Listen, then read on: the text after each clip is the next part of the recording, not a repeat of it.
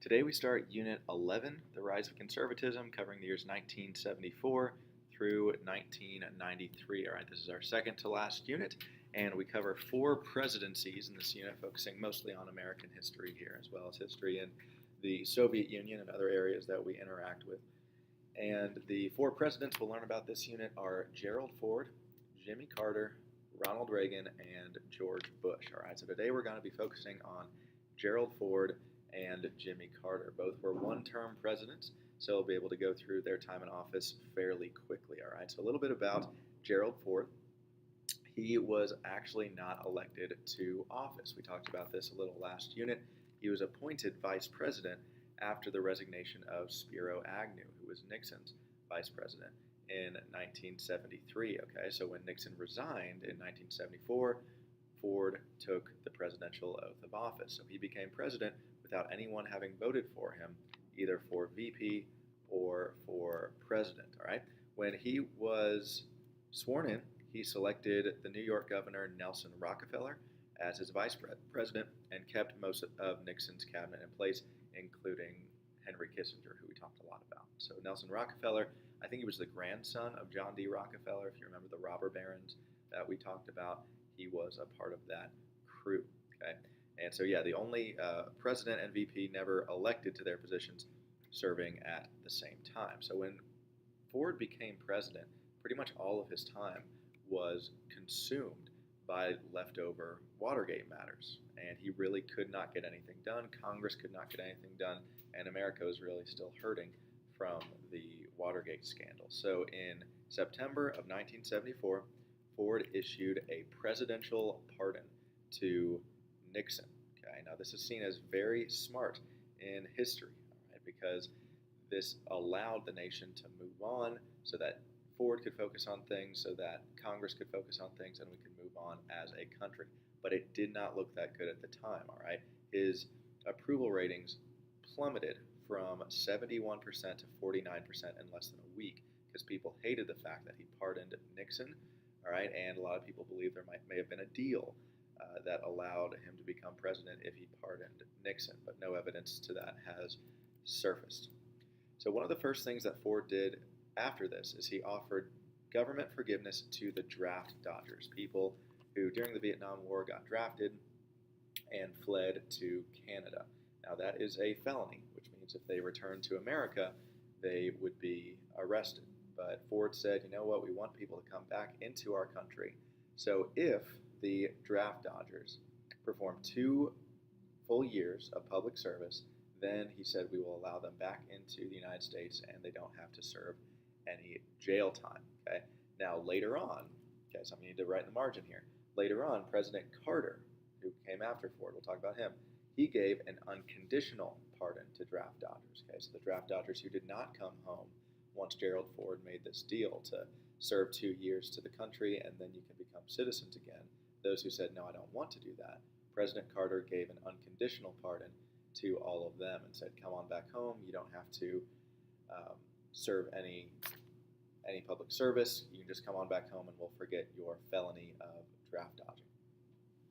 Something else about Ford, the Helsinki Accords. This was signed by 35 nations in Helsinki, Finland, and it pledged its members to honor human rights, things like free speech, freedom of religion, etc. Okay, this was a human rights bill here. And this was a significant step towards reducing violations of individual freedoms in the world, okay, all throughout the world. And in many countries today, we still see human rights abuses. This was one step towards making a lot of that better. One of the biggest problems that Ford faced when he took office was the economy. The economy was very, very bad. Okay, the Vietnam War had cost a lot of money. The Great Society had cost a lot of money. And other parts of government spending had not been cut in order to make that okay. All right, so the economy had been very bad throughout the 1970s, and Gerald Ford had this huge problem. How do we stop inflation? All right, prices were going way up, but people's salaries were not going way up. So he called inflation domestic enemy number one. So he designed a program called WIN, W-I-N, Whip Inflation Now. There's a volunteer organization to find ways to try to keep prices down and really just told people to buy less, and it was not a very effective plan, and the economy really did not get better at all during Ford's time in office. So Ford presided over the official end to the Vietnam War. As we know, there was a ceasefire in 1973, but then the fighting continued after that until April 30th, 1975, when Saigon did fall to the North Vietnamese aggressors once again. Okay, when the South fell to the North, that was the official loss of the war. Ford requested $722 million in military aid to Vietnam and Cambodia, who were fighting communism, in accordance with the Paris Peace Accords, which we talked about. We had a responsibility to do that because we promised them. But Congress said no. They said, we're not going to send any military aid like we said we would. We're not going to send any troops. But they did make one concession. They agreed to send $300 million of humanitarian aid, things like medicine. All right, so they said, we won't send any people to prevent them from falling to communism and help them militarily. However, once they fall to communism, we'll send them some doctors and medicine to treat them afterwards. Now, something called the Khmer Rouge popped up shortly after this, and this was a communist regime that was in power in Cambodia from 1975 to 1979. This was one of the most murderous regimes of the 20th century. The Khmer Rouge committed genocide against millions of their people. Between 1 and 2 million of their people were slaughtered during their 4-year reign, the 4-year reign of the Khmer Rouge. So one of the worst results of the Vietnam War there. We were not able to prevent the domino theory from encapsulating Cambodia, and because of that, the Khmer Rouge slaughtered millions of their own people. Now, in May of 1975, the Khmer Rouge communists, who we just talked about, they seized an unarmed American cargo ship. Now, keep in mind, this is just 1 month after the Vietnam War officially ended, and Ford launched a military attack, hoping to free the prisoners, and this really succeeded in gaining him more favor in the eyes of citizens who hadn't thought much of him after pardoning Nixon. They said, okay, well, at least he's standing up for the freedom of Americans. One phrase that Ford used was communication, conciliation, compromise, and cooperation. He was big into kind of reaching across the aisle, very moderate, not super conservative, not super liberal, so he worked well with people on both sides. And he really had to, because he worked with a Democratic majority in Congress, even though Ford, was a Republican. Okay, so he pledged to compromise with them, but it didn't work so well because not everyone was willing to compromise. Another important event of Ford's presidency was the bicentennial celebration of the United States. Bicentennial means 200 years. So the U.S. celebrated our 200-year birthday in 1976. Remember, 1776 is the year of the American Revolution, the year of the Declaration of Independence, when we officially became our own independent country.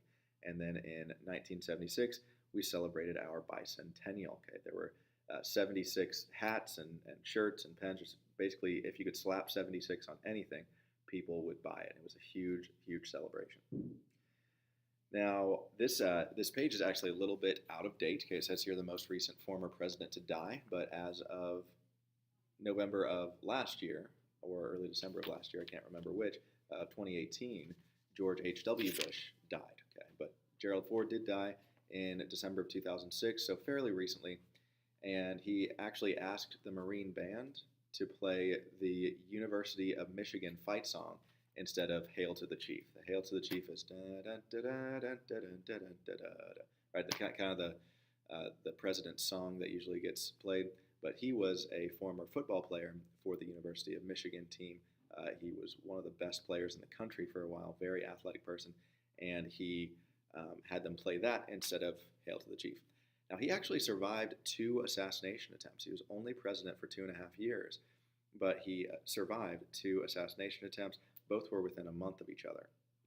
A woman named Lynette Alice Frome, her nickname was Squeaky, was a former follower of Charles Manson's cult. Manson was a serial killer who committed many murders in 1969, and Squeaky was a member of his cult, and she tried to kill Ford outside of a Sacramento hotel. But fortunately for him and for us, the gun was inappropriately loaded, and Ford actually thought she wanted to shake hands, but she was really pulling out a gun to him. So thankfully he survived that. And then shortly afterwards, another woman, Sarah Jane Moore, who identified as a radical, fired at Ford from across the street of his hotel in San Francisco, California. Okay, so 2 assassination attempts, both in Northern California, both within a month of each other. All right, and both of these women were sentenced to life in prison because of a 1965 law that made the attempt to assassinate the president a federal crime. Now, of course, it's always been illegal to try to assassinate a president. It's always been illegal attempted murder in general, but this made it a federal crime instead of a state crime. Okay, but eventually Sarah Jane Moore was released in December of 2007, so she did not serve her entire life sentence. So the press also began to kind of highlight Ford's mishaps after LBJ said that he had played football too long without a helmet, saying that he wasn't very intelligent, and he also was kind of clumsy. There was one time where he fell down the steps of Air Force One. You can look at that video on YouTube. So he was kind of clumsy, even though he might have been our most athletic president ever. He was a pretty clumsy guy, sometimes would trip over his own feet, and he was made fun of a lot on television for that. Okay, so that was Gerald Ford, some of the major events of his presidency. Now we get to Jimmy Carter.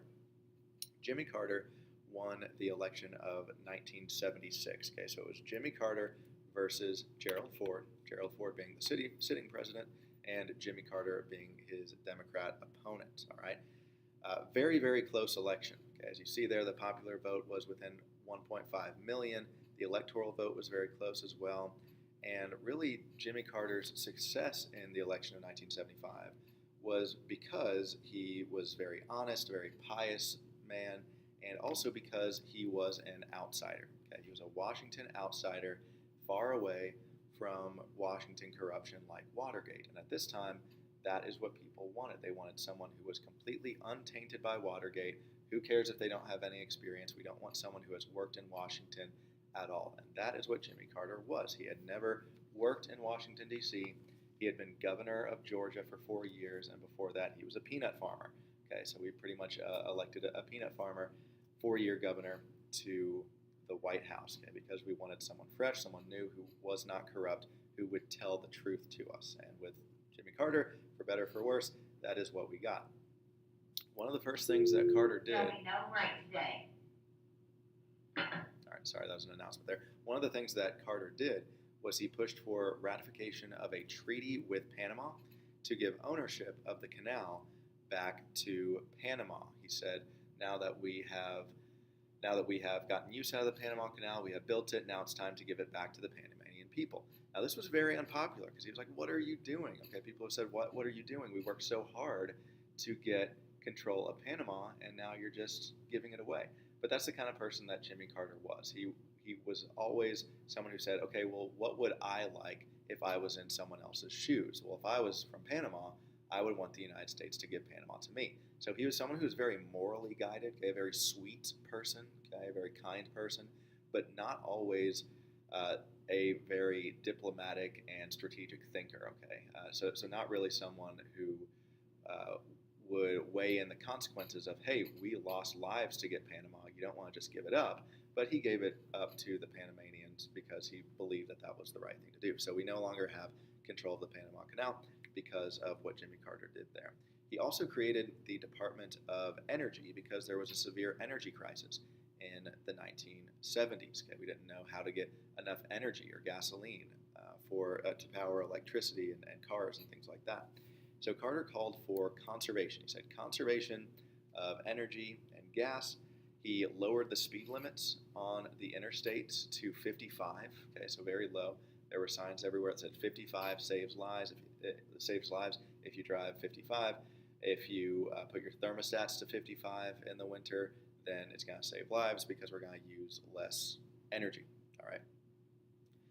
The Camp David Accords. Okay, so for all of Jimmy Carter's failings, and most people, both Democrats and Republicans, agree he was not a great president, he did have one really significant accomplishment, and that was the Camp David Accords. Okay, so with the Camp David Accords, Carter invited Anwar el-Sadat, who was the president of Egypt, the largest Arab nation in the world. He invited him and Menachem Begin, who was the prime minister of Israel. Okay, so he invited them both to the presidential retreat at Camp David, Maryland, to discuss peace between the two countries in particular and peace in the Middle East in general. All right, so these two countries, Israel and Egypt, did not like each other. They still don't really. but this was a first step towards kind of bridging that gap between Israel and all of the Middle Eastern nations that hate Israel, because most of them do. This meeting lasted over 13 days, and finally, Egypt and Israel agreed to these accords, okay, to recognize Israel as a country, to sign this, to say that they would be peaceful with each other and promote diplomatic relations in the region. Okay, so this was the first time that any Arab country had signed a peace agreement with Israel, and this is seen as Carter's crowning jewel because it did a lot for the effort of peace in the Middle East. Unfortunately, the peace in the Middle East did not last long because in 1979, you had a crisis happen in Iran. Okay, there was an Islamic revolution in Iran that occurred on November 4th, 1979. What happened was that the leader named Shah Pahlavi, who was put in place by the United States during the Eisenhower administration, he was the leader of Iran, supported by the U.S., he was ill with cancer. Okay, now most Iranians did not like him.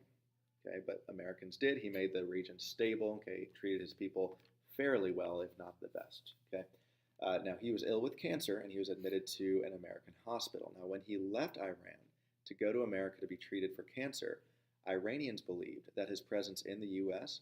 would provide a base for the Shah to reclaim his throne. Okay, whenever he was ousted from power. Okay, so during this time when Shah Pahlavi was in the United States away from Iran, the Iranian people, the radicals, said now is our chance to take over the government. So led by a guy named Ayatollah Khomeini, he was a radical Islamic leader, vocal opponent of the Shah. He and his supporters took over the Iranian government and proclaimed Iran as an Islamic republic, and it has been ever since. All right, so before this crisis, Iran was a close ally of the United States. And as you know, the United States does not have many allies in the Middle East, but they were a very close ally of us. Now they are one of our biggest enemies. And it all started here with the Iranian Revolution.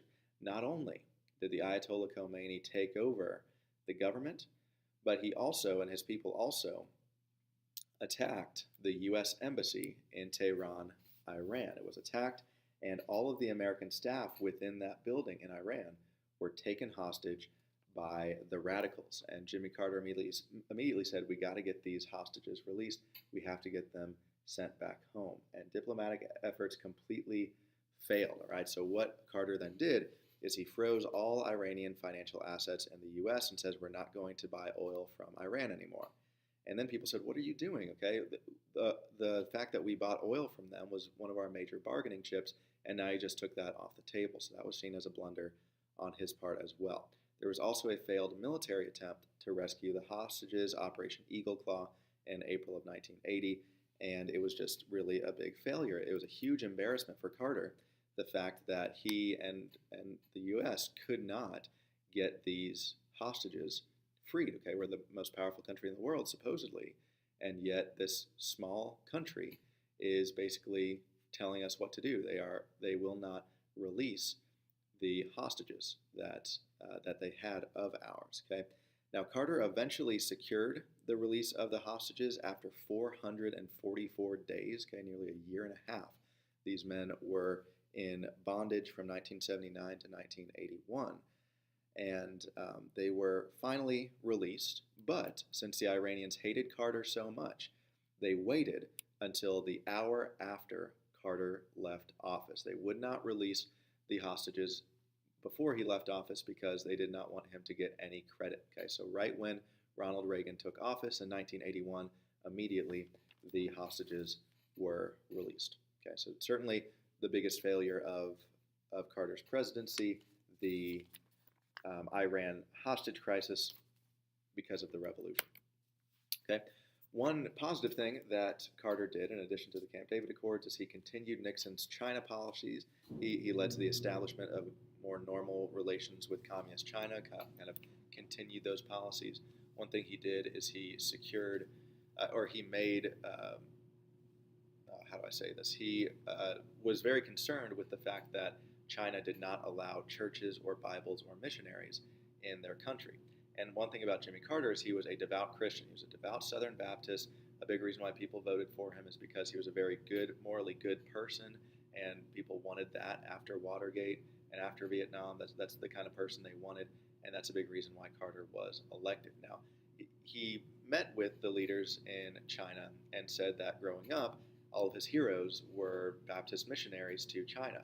But ever since 1949, um, missionaries in China have been outlawed, as have Bibles and churches. So he was able to negotiate with China to get them to start allowing Bibles and churches once again in their country, but was not able to convince them to let missionaries in again. Another big fiasco that took place during Carter's presidency was the accident at 3 Mile Island. This was a nuclear power plant in Pennsylvania, and nuclear power is very safe and it's very clean.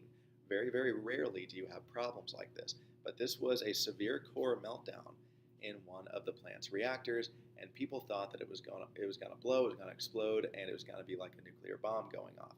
Thankfully, this did not happen, despite the scare that radioactivity would spread. No one received a harmful amount. No one was severely harmed, or certainly no one was killed. But this led to the U.S. Reforming our nuclear regulations, cleaning facilities to make sure this kind of threat would never happen again. Next came the Soviet invasion of Afghanistan. As if things couldn't get worse in the Middle East during Carter's presidency, the Soviet Union invaded Afghanistan. This is really kind of the start of modern radical Islamic terror that was really spiraled out of control by the Soviets here. All right. Now, there was a civil war in Afghanistan, the secular communist government of the Soviets versus the Muslims who wanted a more traditional government that followed the religion. And the Muslims were actually led by Osama bin Laden. You probably know his name. Much later on, he was the one who orchestrated the 9/11 attacks in 2001. But first, at this time, he was just a Saudi Arabian prince who moved to Afghanistan to fight the Soviets. Okay, so we actually supported Osama bin Laden. We actually supported Osama bin Laden and gave weapons to him and his Muslim fighters to fight the Soviet Union. And these weapons and his leaders later turned into Al-Qaeda. Okay? He later used these weapons to fund Al-Qaeda and turn on the United States that had previously helped him out. Another controversial thing that Carter did was he withdrew the United States from participation in the 1980 Summer Olympics in Moscow as a result of this invasion, since we did not approve the fact that the Soviet Union invaded Afghanistan. He boycotted the Summer Olympics in Moscow, Russia, which led the Russians to boycott the Los Angeles 1984 Olympics because we did that to them. Another big thing that started up at this time was the tech industry. All right, you have Steve Jobs and Steve Wozniak. They created Apple, really the first computer that could fit on a desk. Before this, computers were very difficult to use, not very user-friendly, and it also was designed just for tech experts, and they took up an entire room. All right, so Apple was really the first one to kind of bridge those gaps.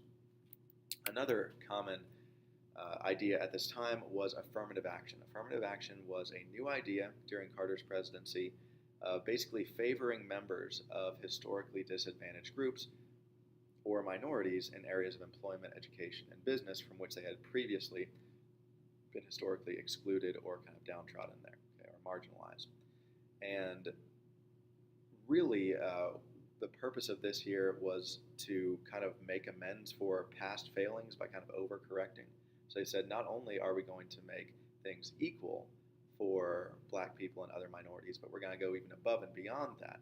We're going to make it easier for black people to enter into college and to get a job than it is for white people. Okay, so some people call this reverse discrimination because it's not truly equality. If you have affirmative action, it's now minorities are given an advantage, whereas before white people were given an advantage. So it's just kind of trading one type of discrimination for another, right? But a lot of businesses and schools developed a fixed quota system saying at least this percent of your school has to be black, at least this percent of your business has to be women, things like that, instead of just hiring the most qualified person, no matter what color or sex they are.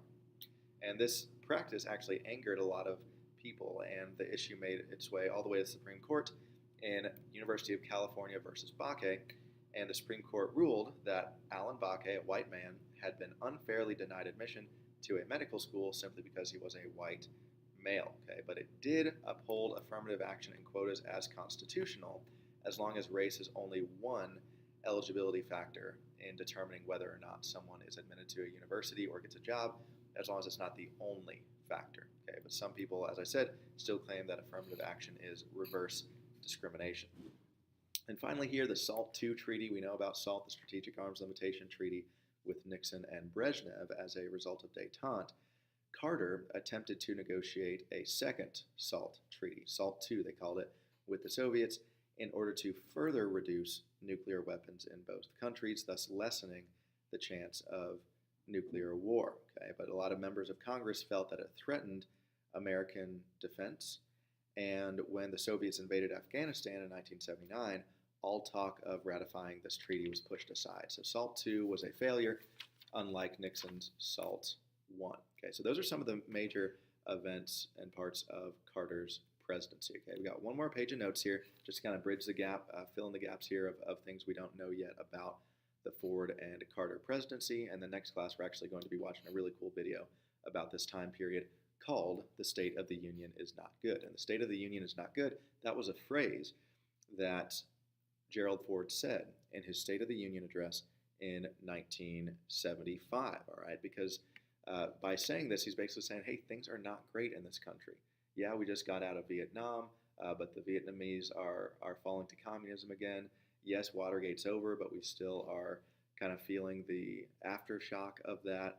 And it also, this phrase really expressed how bad the economy was, how deflated the American spirit had become, and really how negative and pessimistic our country was about its present and certainly about its future. Okay, so the mid-1970s were not a great time for America because of all that had happened and all that was going on. And Ford perfectly summed it up in that phrase, "The State of the Union is not good." Hey, George, would you please release the tennis team at this time? Thank you. Sorry, another announcement there. So the 1970s are characterized by several things. For example, the rise of terrorism in other countries as well as in the United States, and also the increase in crime, poverty, and the acts of serial killers. You had all sorts of bad things increasing in the 1970s. As I told you, it was the beginning of modern-day radical Islamic terror whenever the Soviets invaded and the Muslims reacted. You also have the increase of crime in America. The crime rate went way up in the 70s. The poverty rate went up, and you suddenly have all of these serial killers, people like Ted Bundy and Charles Manson and Jim Jones and the Son of Sam and the Unabomber, and all these different people were all around this time. I'm not sure if they were all, especially specifically in the 70s, but most of them were. And there are just so many serial killers. Just very, just not, like I said, not a great time in America. Okay, but Ford realized that in order to solve problems, for example, poverty, and even to a certain extent crime, we had to get the economy fixed. Okay, he said that public enemy number one was inflation. All right, prices were going way up to where people could not even afford food, or enough food, I should say. And he said we need to get inflation under control so prices stop rising without salaries rising, so that people can start afford things again. So he arranged this program called Whip Inflation Now, called on people to conserve energy, to spend wisely, use less gasoline, use less heating and air conditioning. They actually made these buttons, okay, Whip Inflation Now buttons. You'd wear these win buttons and hats and their flags and things like that. And the program was really not very successful. It was unsuccessful because it didn't really provide any incentives for Americans to conserve energy. It was seen as a silly solution that would not work. And because of that, people didn't do it, and therefore it didn't work. Okay? He was basically saying buy less. And if you know anything about the economy does not do well when people buy less. It does well when people buy more with money that they actually have. So Whip Inflation Now was not very successful, and the economy would continue to be bad for the rest of the 1970s. Now, the big event from the past that caused Gerald Ford to lose the 1976 election to Jimmy Carter was the Watergate scandal, without a doubt. Ford had pardoned Nixon, and most voters at the time did not approve of that. remember. I said that's seen as a very smart decision in history, but it didn't look good at the time. A lot of voters said that it was corrupt, that there was a deal, and people didn't like that Ford had done that. He was associated with Nixon, and people still did not like Nixon at this time. In contrast, Jimmy Carter was seen as a Washington outsider. He was seen as someone who had no experience in the federal government, and that was seen as a good thing because people said, hey, if he has no experience in the federal government, that means he's not corrupt. Okay, so people really latched onto him and said, that's exactly who we need. We need an outsider, someone who's not corrupted by Washington.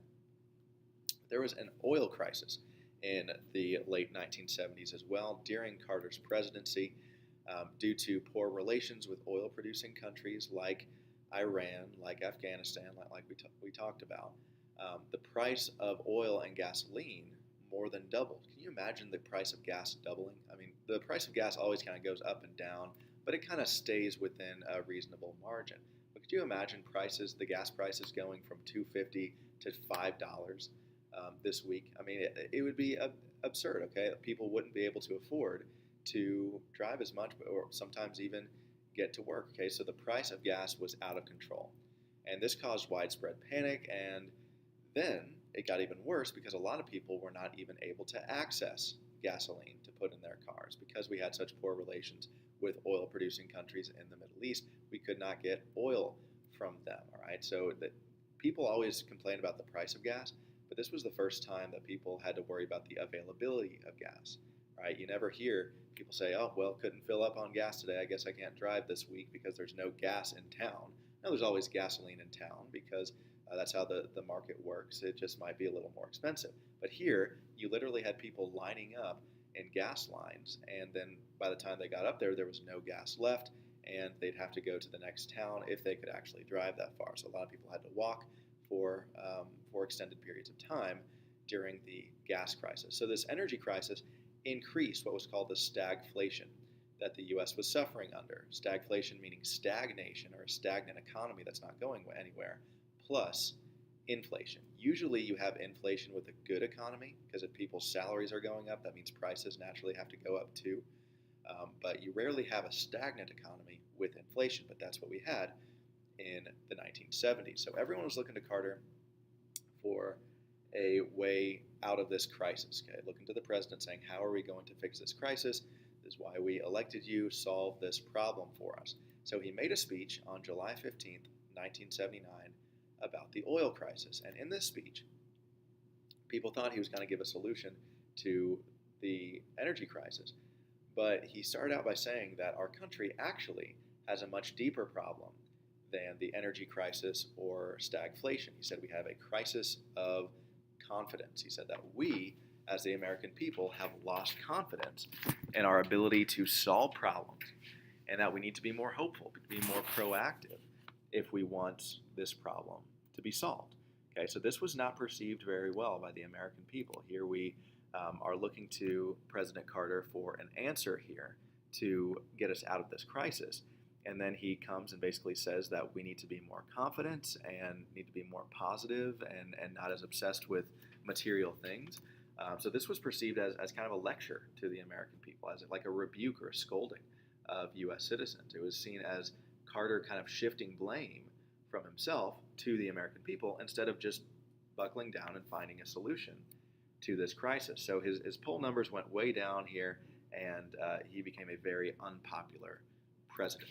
One of the things he focused on most during his presidency, as he put it, was the advancement of human rights around the world. Okay, so in places like the Middle East, right, he wanted to promote human rights there, and that was really his main focus. The biggest domestic policy issue he had to face was the stagnant economy, the inflation, the unemployment, the really bad economic conditions that he had to deal with. And then the biggest foreign policy issue he had to face was, of course, the Iran hostage crisis, which we already talked about.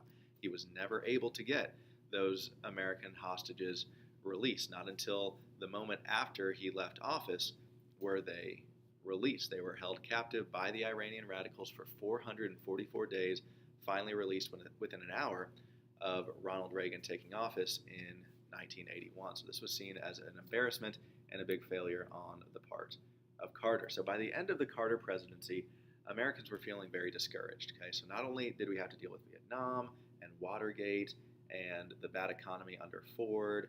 But now we had 4 years of lost American prestige, basically. Our economy had gotten worse and worse during the 4 years of Carter's presidency. Um, we had lost preeminence in world affairs. It was looking like we weren't the most powerful country in the world anymore, that Russia certainly was. And most Americans were thinking, will things ever get better?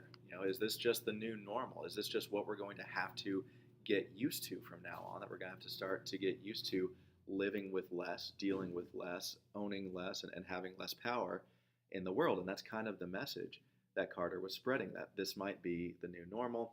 We might just have to start dealing with this. And then in 1980 came along this guy named Ronald Reagan, who we'll talk about later on. And he had a completely different mindset. He said, no, our best days are not behind us, like President Carter says. We just need new leadership. Our best days are in front of us, not behind us.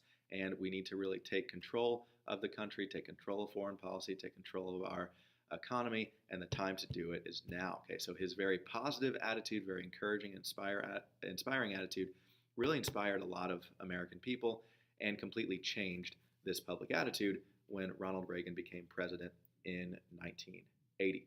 Okay, so that is the presidencies of Gerald Ford and Jimmy Carter.